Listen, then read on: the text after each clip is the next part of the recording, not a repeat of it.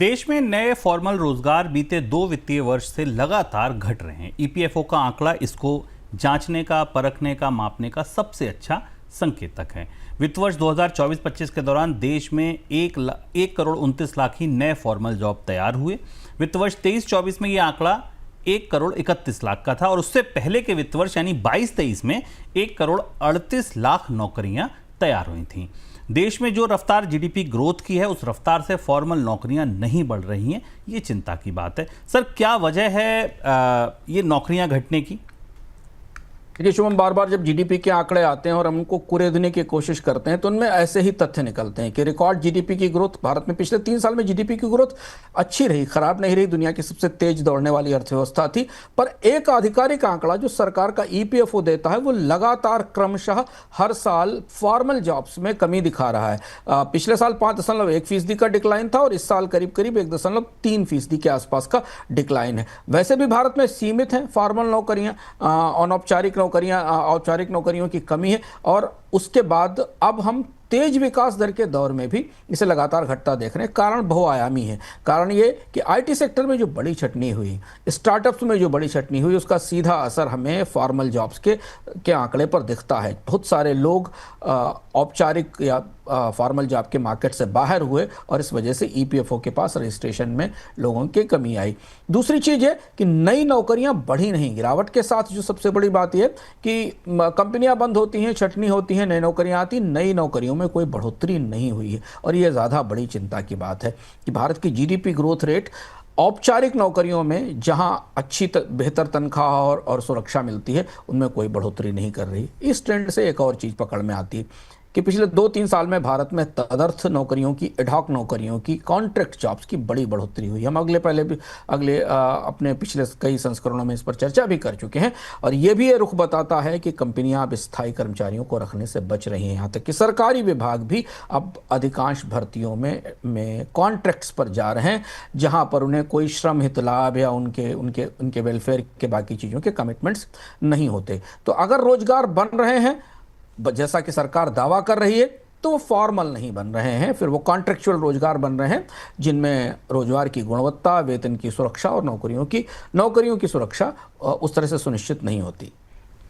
इस साल reserve bank की तरफ से रेपो रेट में 100 बेसिस पॉइंट की कटौती की जा चुकी है, लेकिन इस कटौती के बाद भी 10 साल के सरकारी बॉन्ड की यील्ड लगातार बढ़ रही है। बीते 1 महीने के दौरान बॉन्ड की यील्ड 26 बेसिस पॉइंट बढ़ गई है। यील्ड 6.6% के ऊपर पहुंच चुकी है। यानी रेपो रेट की कटौती के बाद भी जो सबसे बड़ा कर्ज लेने वाली संस्था है, सरकार जिसे कहते हैं, उसके लिए कर्ज महंगा बना हुआ है। बॉन्ड यील्ड में बढ़ोतरी ऐसे समय पर हुई है जब सरकार का कर्ज उगाही के लक्ष्य पर रिजर्व बैंक इसी हफ्ते बैठक करने जा रहा है। सर, क्यों बढ़ रही है ये यील्ड? पहला सवाल तो यही होगा। यह सबसे चौंकाने वाली खबर है आज की। जैसा शुभम ने शुरुआत में कहा, अगर हम आपको यील्ड कर्व दिखा पाते तो आप यील्ड कर्व का जो लॉन्ग एंड है वो बहुत स्टीप हो गया है। जो कर्व बढ़ना शुरू हुआ है, यानी केवल कर्ज की दर बढ़ ही नहीं रही है, जो कर्ज देने वाले हैं वो इसमें और आगे की बढ़ोतरी की उम्मीद या संभावना मान रहे हैं। और दो बेहद पैराडॉक्सिकल या असंगत सी परिस्थितियां हैं इसके साथ। एक, आरबीआई ने रेपो रेट में रिकॉर्ड कमी की, जैसा शुभम ने आपको बताया। उसके बाद तो सरकार का कर्ज कम होना चाहिए था। ठीक है, बाजार में लोग कर्ज नहीं ले रहे हैं, कंपनियां कर्ज नहीं ले रही, सरकार के ऊपर तो कर्ज का बोझ कम होता है जब ब्याज दरें कम होती हैं।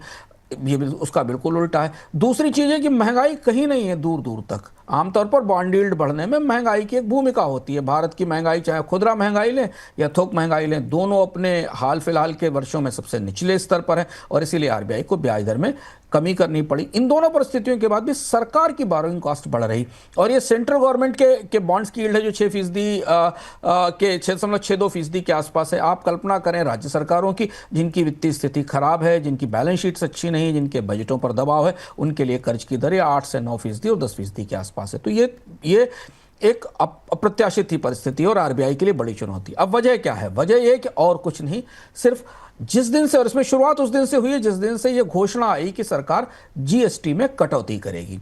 उससे पहले तक हमने देखा था कि भारतीय बाजार में बॉन्ड यील्ड आमतौर पर कूल थी, शांत थी, रेपो रेट की कमी का असर था, महंगाई नियंत्रण में थी, इसका असर था।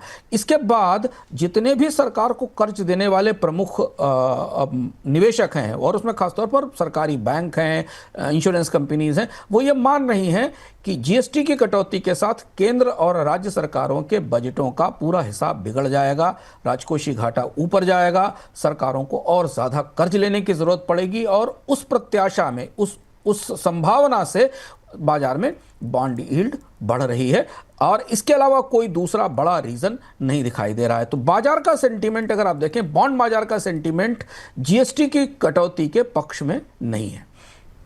सर, दूसरा सवाल यही कि अगर यील्ड ज़्यादा है और अगले 6 महीने बचे हैं अभी वित्त वर्ष के, और अगर सरकार को कर्ज लेना है, तो ये बढ़ती यील्ड की रोशनी में कर्ज कार्यक्रम को कैसे देखा जाए? शुभम यहाँ बॉम्बे में और बॉन्ड ट्रेडर से बात कर रहे हैं। आरबीआई इसी सप्ताह बैंकर्स की मीटिंग करने वाला है। ऐसा आमतौर पर नहीं होता, सरकार के बॉन्ड बिकने के लिए आते हैं और आरबीआई और बैंक्स उसमें निवेश कर देते हैं। लेकिन जो बढ़ती हुई बॉन्ड यील्ड है, ये आरबीआई को थोड़ा मुश्किल में डाल रही है, क्योंकि आरबीआई एक तरह से सरकार के मर्चेंट बैंकर का भी काम करता है और केंद्र सरकार के बॉन्ड्स बाजार में बेचता है। और पिछला तजुर्बा ऐसा रहा है पिछले वर्षों में, जब कई बार आरबीआई ने सरकारी बॉन्ड्स मार्केट में डाले हैं, ट्रांच डाली है, और जो ब्याज दर ऑफर की है उस पर बैंकों ने कर्ज देने से मना कर दिया है। यानी वो बॉन्ड की जो लॉन्च थी, या जो बॉन्ड जारी करने की प्रक्रिया, उसे वापस लेना पड़ा है।